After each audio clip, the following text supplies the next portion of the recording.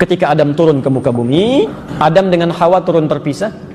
Ya, konon Adam diturunkan daerah sekitaran India, dan Hawa konon diturunkan daerah yang sekarang disebut dengan Jeddah. Di Hawa berjalan, Adam berjalan.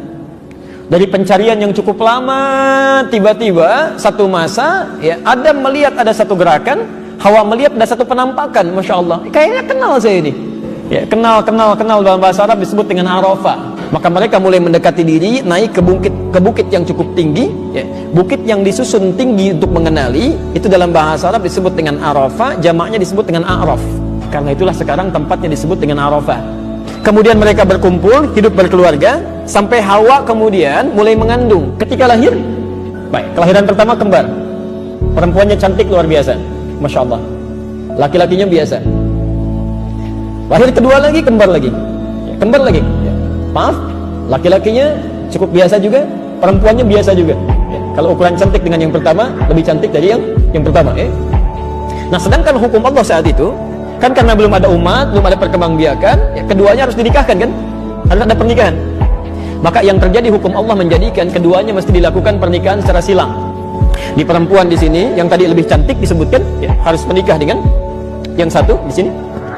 Sedangkan laki-laki yang di sini menikah dengan perempuan yang lahir belakangan atau kelahiran kedua. Iblis berjanji saat sebelum diturunkan, saya akan goda semua anak cucu Adam.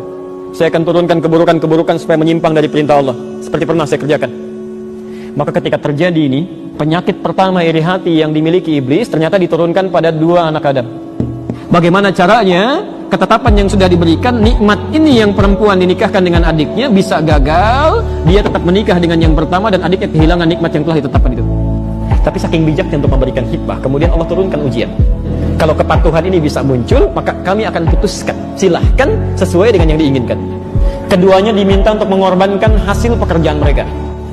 Jadi yang anak pertama tadi, ibu, bapak sekalian, itu profesinya dia perkebunan. Adiknya yang kedua, dia profesinya di peternakan. Apa yang terjadi? Setelah tiba masanya, diserahkan kemudian untuk korbannya, ternyata yang satu diterima, yang satu ditolak. Yang diterima ini ternyata yang diterima yang adiknya yang kedua tadi. Dia merawat kambingnya, setelah dewasa, setelah bagus, Masya Allah, dipilih oleh dia yang paling gemuk, yang paling bagus, yang sekiranya paling dicintai oleh Allah Subhanahu Wa Taala, itu yang dikorbankan.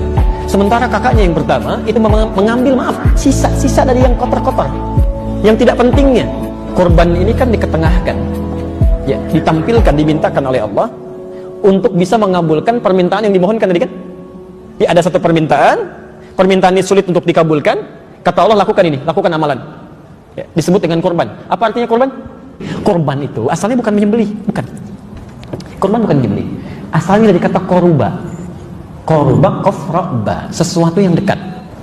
Kalau Anda ingin menjadikan makna berubah menjadi dekat, maka rumusnya huruf paling akhir tambah alif dengan nun menjadi kurban, artinya sangat dekat, ya.